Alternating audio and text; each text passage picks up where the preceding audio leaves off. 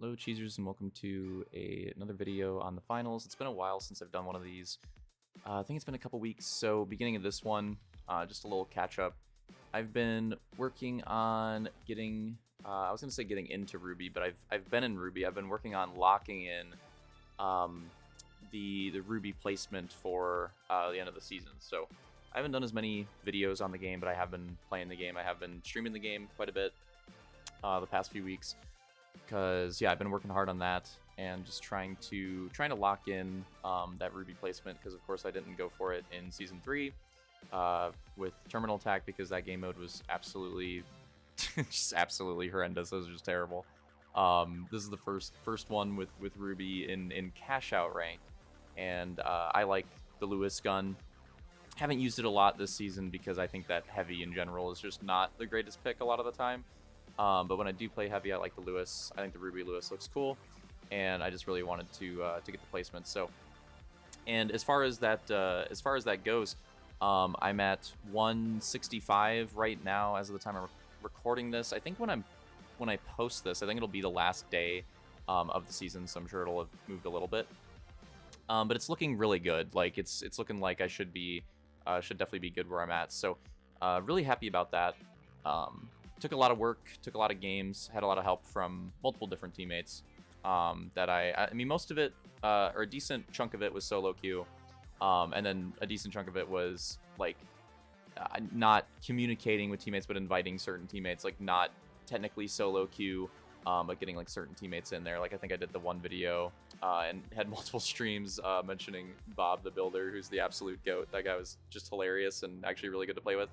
So yeah, so for doing it, not having like a true 3-stack at any point, mostly doing solo queue, occasionally duo queue, and only having the help of like so many teammates at certain times, like, not like all my teammates would be on at different times and stuff like that. I'm pretty happy with the result. I'm pretty happy that I should have Ruby locked in, because I think it's way easier if you have like a consistent, solid 3-stack that you can all calm with and play with. I think that makes it like way easier. So the fact that I was able to do it, not just do it in general, but do it like the way that I've done it was pretty cool. That being said, still shout out to all the teammates that I played with, in again like in duo queue or whatever. Yeah, needed all the help to make it happen. That being said, still and it was a lot of fun. So that pretty much sums up that.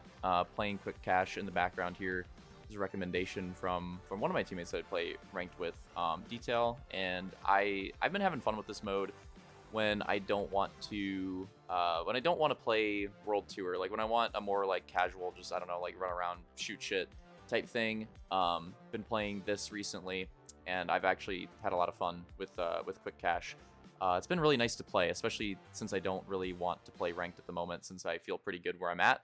But I still wanted to play the game a little bit. Been playing a lot of this mode, and it's good for a bit of a longer game in the background for this video. It should be a bit of a longer video than normal, but not too long, hopefully. Okay, so that settles all that. So what I really want to talk about on this one is season 5. So season 5 is coming out very, very soon. And they did a big like preview event of it yesterday, as of when I'm recording this. I think it was Monday. And yeah, it was the same like community type event that they did for the last season. I think they've done this. I think they did this in season 2 as well, if I remember correctly. And yeah, it was just a big community event to show off the season 5 like changes, the map, mostly the map. And stuff like that. The only unfortunate thing about these events, and I wish that they, when they do another one of these for the next season, I wish that they would change this. I wish that they like announced the patch notes before the event, especially since it's so close to the actual update, because especially for the people playing in it, like it's kind of weird having to like try to figure out everything yourself, and you're on a limited time schedule to try to figure everything out. And there's a lot of like placebo effect things that can go on when you don't have the patch notes.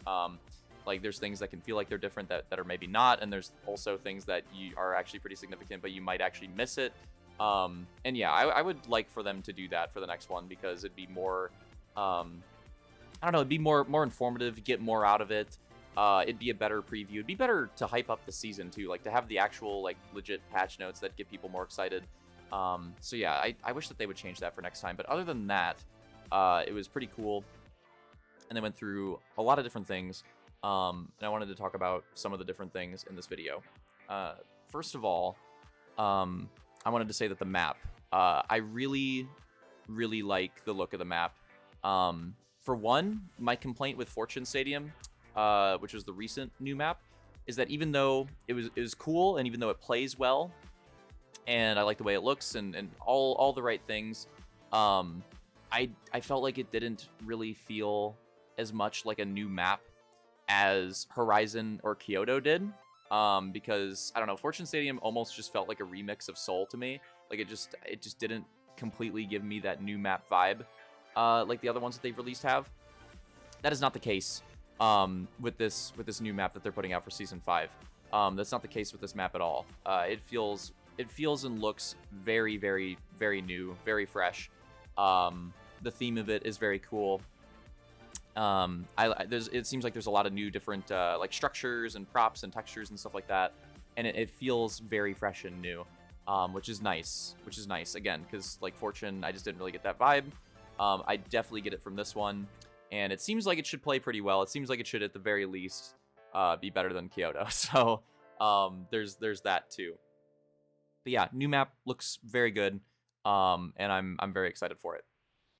The jukebox feature that they're adding in is also very cool, where you can reminds me of COD, actually. I think they started doing it in Black Ops 3, and I think they've done it for some of the recent Treyarch games with zombies, where they would like let you pick the certain like zombie songs and soundtracks that you wanted to play in the main menu. I always thought that was really cool in the CODs that had that. And they're doing something kind of similar here with controlling the different like season soundtracks and stuff like that for when you're in the menu. And yeah, I really like it. It's a small thing, but it's very cool, and should be nice, because I like using the different soundtracks. Like when I do these videos, I like doing the different soundtracks. I think they make bangers in every season, but certain days and when I'm doing these videos, I'll be feeling a different vibe for the different soundtracks. It'll be nice to actually like reflect that in game. Now that'll be really cool. So yeah, that stuff's nice. Let's go through some of the other things. Okay, so this wasn't part of the event, but I'm just kind of like catching up on stuff. They announced that they're doing that there's a $100,000 tournament. The wording was kind of weird. I don't know if it's an $100,000 tournament or if it's an $100,000 like circuit, if that makes sense. Like, is it multiple things that lead up and it's $100,000 in total, or is it just like the one tourney? I think it's just the one tourney, but to be fair, they didn't really announce many other details from what I could see of the finals esports, other than like 100K esports next year. Like that's really all I got out of it, unless I'm missing something somewhere. So yeah, there needs to be a little bit more talked about there, and I'm sure there will be more stuff coming out soon. But just the fact that like got announced and that's going to be a thing and that it's confirmed is huge, and I'm really looking forward to it. I think esports in this game could be very fun. And it also will get more eyes on the game, which is great and always a good thing. So yeah, I'm really excited for that. This is one of the biggest things from the playtest, and I'm going to try to remember to put this in the description. If I didn't, look it up on the finals subreddit. I'm sure you could very easily find it. Very popular post the last couple days. But it's a really nice quality of life change that they are introducing in the Season 5 update. And they're completely like removing visual recoil with this update. And that is a very, very, very, very nice quality of life change. It is probably the thing, now that I know about it, that I am most excited about, because it was not on my radar at all. I wasn't expecting that at all. But the fact that they're actually doing it is awesome. Any game that removes visual recoil, it's an improvement, in my opinion. It's just always an improvement.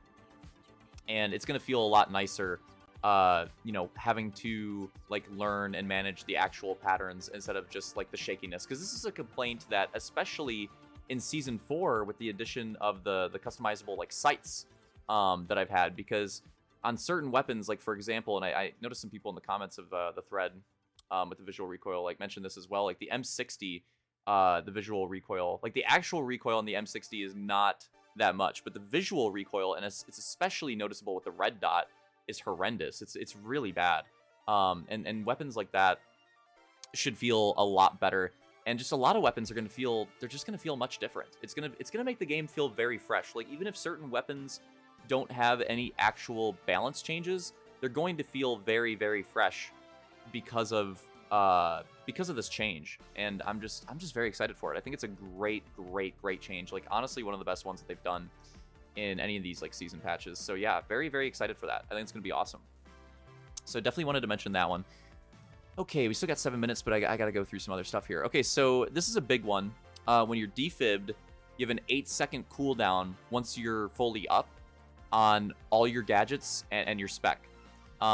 So yeah, so you can't like switch to like your frags, like even if they're like technically like not on cooldown, or if they're available, you cannot switch to them for 8 seconds after you get revived. And so obviously this has big ramifications for like defib chaining and other stuff too, but that's like the obvious one. It's a very major nerf to the defib. I do think people are overreacting to this a little bit. I still think the ability to just get up and just shoot is still very strong, and the defib is still going to be very strong. Like I definitely saw some overreactions in my opinion to this, where people are like, defib's not even going to be picked anymore. It's like, I think that's going a bit far. I think it's still very strong, but it is a good change overall to make it to make it worse enough without like completely killing it, if that makes sense. That being said, maybe there is like a middle ground that they could find. Maybe it could be like a 5-second cooldown or a 4-second cooldown instead of an 8-second cooldown. 8 seconds is quite a bit. That being said, just there being a cooldown in general is a step in the right direction, and I'm very excited for this change. They nerfed the healing beam again, apparently. That's one that's kind of a head scratcher for me. They've already nerfed it a ton, and it's already not very good. Like, they've made it quite a bit worse, so I don't really get it. I don't really think this is necessary, to be honest with you. The mesh shield, they messed around with the mesh shield. So now the way it works with juggling it is you actually can do it, but you lose HP on the mesh shield. So, like, for example, you start at 750, but if you close it and reopen it again really quickly, you'll then be at, like, 540. And it'll be regenning. So it's not going to completely be as strong as it was before, obviously, but it'll definitely be a lot better than it was in this past season. And I think it'll be enough of a change for the mesh to come back and to be used quite a bit. So very nice change there. This next one is one that I think is horrendous and really bad for the game. The cloak either drains really slowly. I honestly couldn't really tell. Either drains really slowly now or not at all when you are standing still while cloaked. This one is a major head scratcher. And yes, I did not exaggerate that at all. You did not mishear me. It literally like does not run out when you are standing still with it activated. So you could legit like when they were testing it on stream, he was gonna get kicked for inactivity before it was running out. You know what I mean? Like it is crazy. I hate this. I hate this. I would have much rather have seen like dash or grapple get a buff than cloak have anything done to it at all, buff or nerf wise. Like cloak is, I don't prefer cloak when I play light. But objectively cloak is very good. A lot of top players will use cloak when they're trying to do the best that they can, and cloak lights that are, you know, really good at their role are extremely annoying and very effective with it. So yeah, like I may not prefer cloak, but cloak is objectively very strong and did not need this type of insane buff.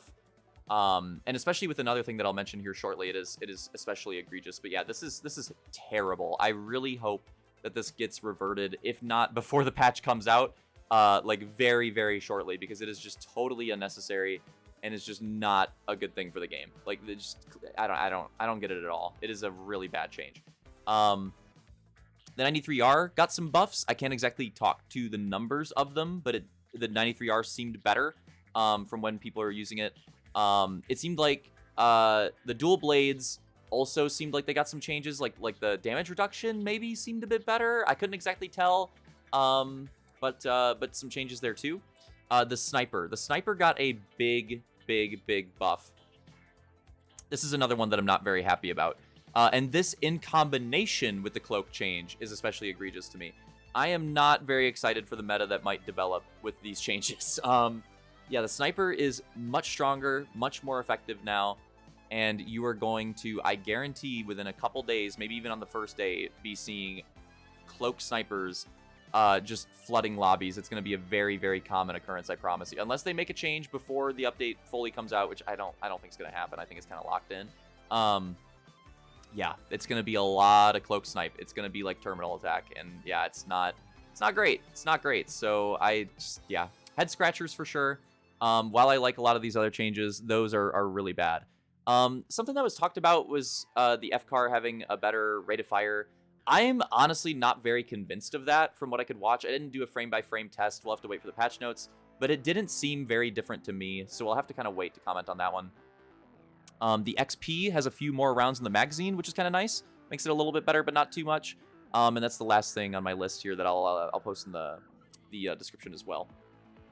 But anyways, overall here at the end, now that the gameplay is over as well, hope you guys enjoyed going through all the Season 5 stuff. What are you thinking about Season 5 now that that's been previewed and shown off a little bit? I'm still very excited, even though a couple of those changes, again, namely the cloak one and the sniper one, have me very, very, very, very scared for how the game will play post-update. Even though those changes have me really worried, I'm still overall very, very, very excited. And I think Season 5 will be really fun. The first week or two might be a little bit rough with those head scratchers, but I'm pretty confident that those will get just absolutely railed by the community very, very quickly. And they're usually pretty quick on stuff like that. So I think within a week or two, I would not be shocked if the cloak change and the sniper buff are reverted, or at least like really brought into, really brought back. So I have confidence that that'll happen. So even if the first week or two of Season 5 might be a little crazy, I think it'll get into a good spot very quickly. And I'm still really excited to try out the new changes. No mention of any changes for cash out or anything. So we'll have to see, if anything happens there too. I'm curious on that front. But yeah, again, a few things that I'm worried about, but overall, very excited. And I do think the good outweighs the bad by quite a bit. So yeah, looking forward to it. What do you guys think? Hope you enjoyed the video. It's been a while since I've done one of these, and see you in the next one, probably for Season 5 launch. See you there.